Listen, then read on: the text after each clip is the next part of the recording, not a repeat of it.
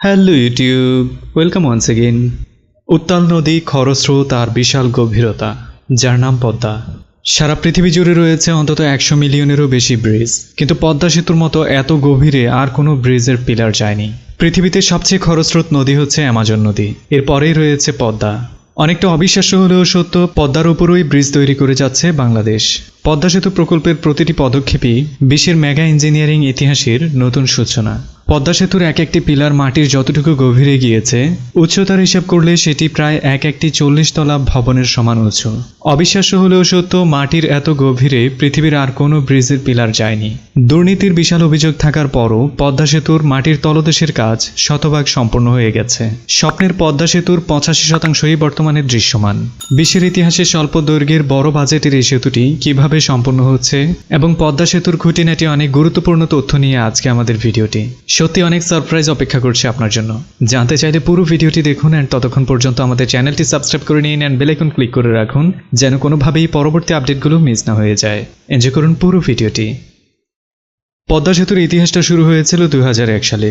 তখন বাংলাদেশের বর্তমান প্রধানমন্ত্রী শেখ হাসিনা পদ্মা সেতুর ভিত্তিপ্রস্তর স্থাপন করেন। এরপর নির্বাচনের মাধ্যমে সরকার পরিবর্তন হয়ে যায় এবং পদ্মা সেতুর কাজও থেমে যায়। 2011 সালে আরও একবার পদ্মা সেতুর কাজ শুরু করার ঘোষণা আসে, কিন্তু এবার দুর্নীতির অভিযোগে পুরোপুরি থেমে যায় পদ্মা সেতুর কাজ, যার ফলে বিশ্বব্যাংক পদ্মা সেতুতে আর্থিক সহায়তা পুরোপুরি বন্ধ করে দেয় এবং একই পথে হেঁটে যায় অন্যান্য দাতা সংস্থাগুলো। এরপর সরকার এককভাবে সিদ্ধান্ত নেয় নিজস্ব অর্থায়নে পদ্মা সেতু তৈরি করার। এত বড় প্রজেক্ট বাংলাদেশের নিজস্ব অর্থায়নে করা সত্যিকার অর্থে অনেক কঠিন কাজ ছিল।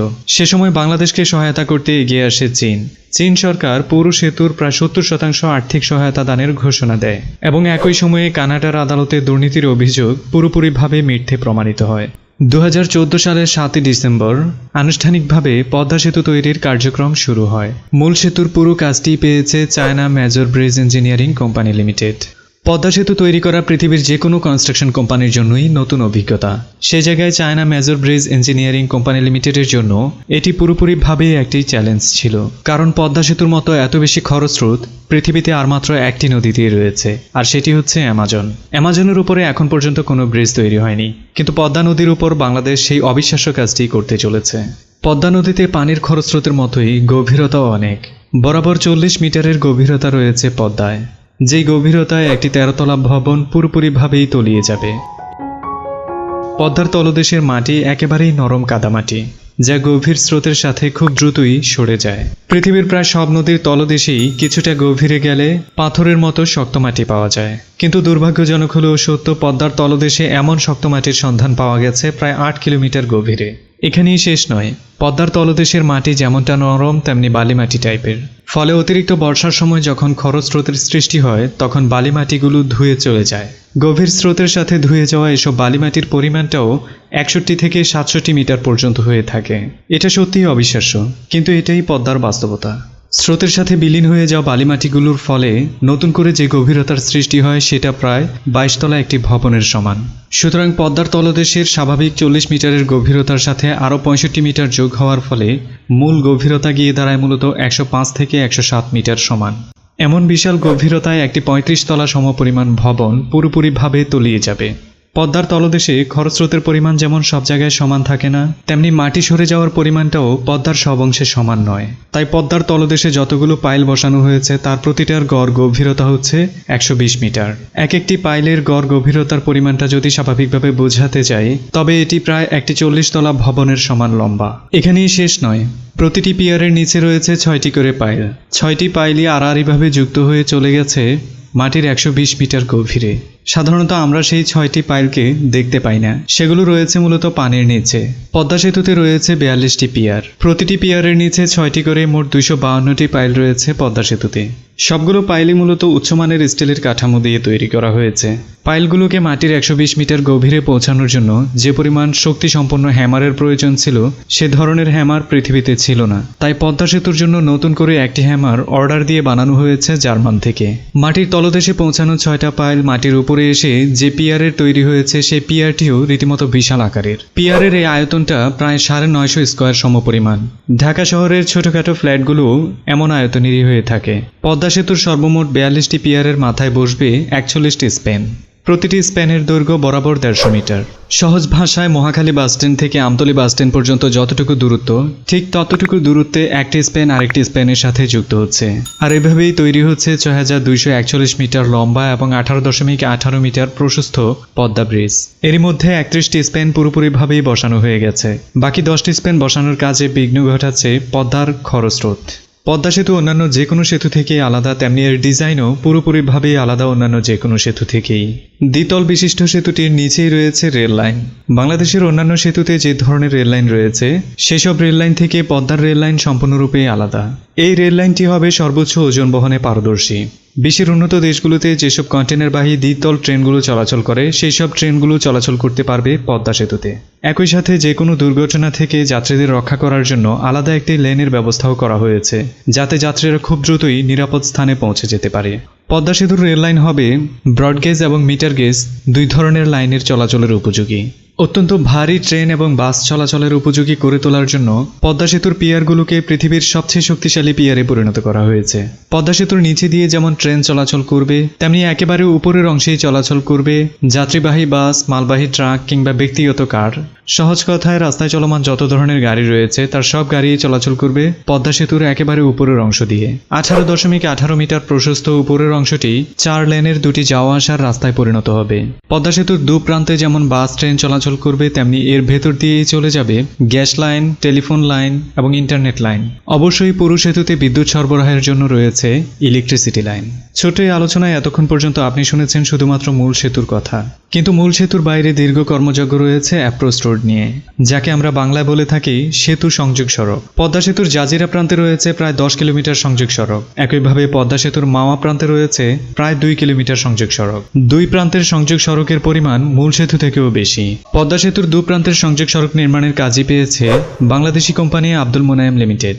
পদ্মার দু প্রান্তে অ্যাপ্রোচ রোড তৈরি করার জন্য আব্দুল মোনায়েম পেয়েছে প্রায় 1291 কোটি টাকার টেন্ডার। যদিও বিশাল এই কর্মযজ্ঞের তত্ত্বাবধানে রয়েছে বাংলাদেশ সেনাবাহিনী।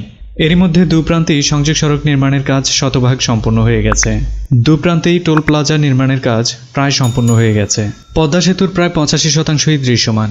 করোনা ভাইরাসের ধাক্কা লেগেছে পদ্মা সেতুতেও, যাতে সেতুর কাজ অনেকটাই স্থবির হয়ে গিয়েছিল। ধারণা করা হচ্ছে আগামী বছরের মাঝামাঝিতে পদ্মা সেতুতে যান চলাচল উপযোগী হয়ে যাবে। পদ্মা সেতু তৈরির মতোই আরেকটি চ্যালেঞ্জিং পার্ট হচ্ছে নদী শাসন। পদ্মার মতো এমন বড় বড় নদীগুলো প্রতি মুহূর্তে তাদের স্রোতধারা পরিবর্তন করে। তাই প্রায়শই দেখা যায় বড় বড় নদীগুলোর একদিকে চর জাগে এবং নদী ভেঙে অন্য আরেকটি দিকে স্রোত প্রবাহিত হতে থাকে। নদী শাসনের মূল কাজটাই হচ্ছে স্রোতের প্রবাহ যেন অন্যদিকে সরে না যায় সেটা রক্ষা করা। অনেক বিশেষজ্ঞের মতে পদ্মায় সেতু তৈরি করার চেয়েও চ্যালেঞ্জিং কাজ হচ্ছে নদী শাসন। আর এমন চ্যালেঞ্জিং কাজটিরই টেন্ডার পেয়েছে চীনা হাইড্রো কর্পোরেশন লিমিটেড। এটিও চায়নার একটি কোম্পানি। নদীর দু প্রান্ত মিলিয়ে প্রায় 14 কিলোমিটার নদী শাসন করবে এরা। এর জন্য বাজেট হয়েছে 9400 কোটি টাকা। নদী শাসনের জন্য পদ্মার মাওয়া প্রান্তে পাথরের প্রয়োজন 8.5 লাখ টন। একইভাবে জাজিরা প্রান্তে ফেলা হবে প্রায় 30 লাখ টন পাথর। দুই প্রান্ত মিলিয়ে 800 কেজি ওজনের জিও ব্যাগ ফেলা হবে 39,07,500টি।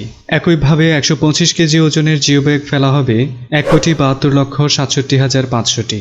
সাথে রয়েছে সিমেন্ট এবং কংক্রিটের সংমিশ্রণে তৈরি করা বড় আকারের ব্লকগুলো। পদ্মার দু প্রান্ত মিলিয়ে এমন ব্লকের সংখ্যা হবে প্রায় 1,34,00,000। এরই মধ্যে সেতুর দু প্রান্ত মিলিয়ে প্রায় 16.5 লক্ষের উপরে গাছ লাগিয়ে দেওয়া হয়েছে। পদ্মা সেতুকে ঘিরেই তৈরি হয়েছে দেশের প্রথম এক্সপ্রেসওয়ে। এরই মধ্যে এক্সপ্রেসওয়েটি খুলেও দেওয়া হয়েছে। বাস্তবতায় এক্সপ্রেসওয়ে এবং পদ্মা সেতুর সংযোগ সড়কগুলো না দেখলে বিশ্বাস করা যায় না কতটা সুন্দর। সর্বশেষ পদ্মা সেতুর সবচেয়ে বড় চ্যালেঞ্জ ছিল 120 মিটার গভীরে পাইল স্থাপন করা, তাও আবার নরম মাটিতে। এবং দ্বিতীয় ধাপে সবচেয়ে বড় চ্যালেঞ্জ ছিল নদী শাসন, সেটাও এখন প্রায় শেষ হওয়ার পথে। তৃতীয় ধাপে স্পেনগুলো স্থাপন ছিল অনেকটা বড় চ্যালেঞ্জ, যার 80%ই শেষ হয়ে গেছে। 10টি স্পেন ব্যতীত বাকি যে কাজগুলো রয়েছে সেগুলো খুব দ্রুতই সম্পূর্ণ হয়ে যাবে বলে আশা করা হচ্ছে। বিশাল পদ্মার কর্মযজ্ঞ চালানোর জন্য এর প্রান্তেই গড়ে তোলা হয়েছে রীতিমতো ছোটখাটো একটি শহর, যাতে পদ্মা ব্রিজের কর্মযজ্ঞে সামিল কর্মকর্তাদের থাকার ব্যবস্থা রয়েছে। স্বয়ং প্রধানমন্ত্রীর জন্য রয়েছে আলাদা একটি ঘর এবং যোগাযোগ মন্ত্রীর জন্য রয়েছে একটি ঘর। আছে প্রার্থনার জন্য মসজিদ এবং খেলাধুলার জন্য টেনিস কোর্ট এবং সুইমিং পুলের ব্যবস্থাও রয়েছে। বাংলাদেশের দক্ষিণ প্রান্তের সাথে রাজধানী শহর ঢাকার একমাত্র যোগাযোগ পথ হতে যাচ্ছে পদ্মা। এতে দেশের দক্ষিণাঞ্চলের 16টি জেলার প্রায় 5.5 কোটি মানুষের বিশাল অর্থনৈতিক উন্নয়ন হতে যাচ্ছে। পদ্মা সেতু পুরোপুরিভাবে চালু হলে দেশের অর্থনীতিতে যুক্ত হবে নতুন 1.2 ভাগ প্রবৃদ্ধি। পুরো দক্ষিণাঞ্চলের অবহেলিত মানুষের প্রায় 1%-ই দারিদ্রতা দূরীকরণ এবং আর্থসামাজিক উন্নয়ন হবে ব্যাপক হারে। সুতরাং পদ্মা শুধু একটি সেতু নয়, এটি বাস্তবতায় বিশাল একটি স্বপ্ন ছিল মানুষের। সেই স্বপ্ন এখন দৃশ্যমান। বিভিন্ন প্রতিকূলতার কারণে কয়েক বছর সময় বেশি লেগেছে, কিন্তু বাস্তবতায় পদ্মা সেতু ঠিকই দেখা দিয়েছে। তাই একজন বাংলাদেশী হিসেবে পদ্মা সেতু নিয়ে আপনি গর্ব করতে পারেন। ভিডিওটি ভালো লাগলে অবশ্যই একটি লাইক দিন, অন্যকে জানানোর জন্য শেয়ার করুন। আপনার যে কোনো কথা আছে কমেন্টস বক্সে লিখে ফেলুন। আমাদের সাথে যোগাযোগ করার জন্য ফেসবুক, টুইটার, ইনস্টাগ্রাম কিংবা আমাদের ওয়েবসাইট অথবা ইমেল আইডি যে কোনো মাধ্যমে আপনি কানেক্টেড হয়ে যেতে পারেন। এনজয় করুন পরের একটি ভিডিও। ততক্ষণ পর্যন্ত টাটা, বাই বাই।